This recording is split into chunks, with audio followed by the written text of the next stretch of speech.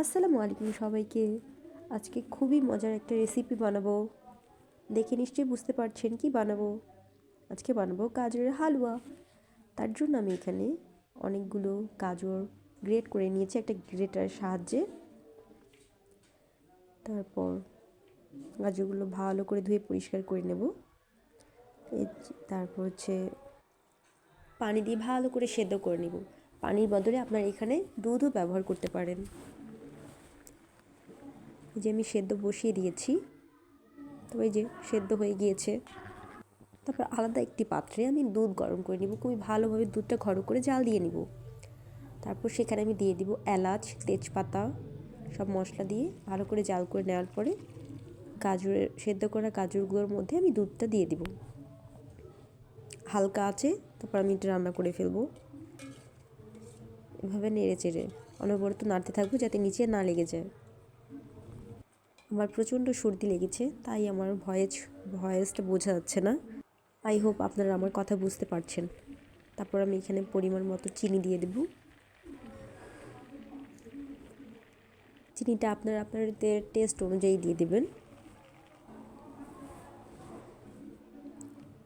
তারপর এই তো খুবই ভালো করে রান্না করে নিব। দেখেন কালারটা কত সুন্দর হয়েছে, একদম ঘিয়ের কালারের মতো হয়ে গিয়েছে।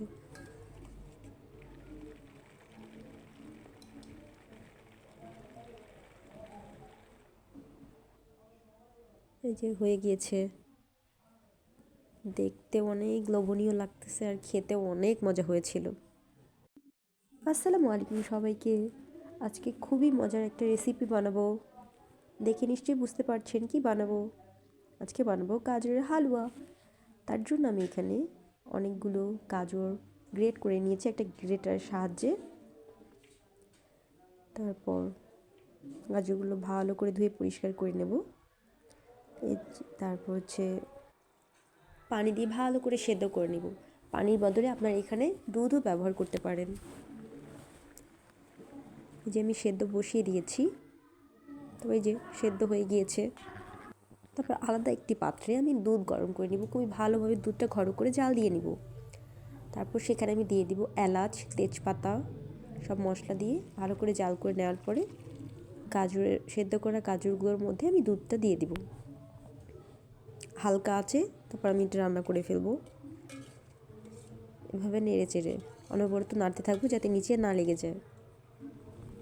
আমার প্রচণ্ড সর্দি লেগেছে, তাই আমার ভয়েসটা বোঝা যাচ্ছে না। আই হোপ আপনারা আমার কথা বুঝতে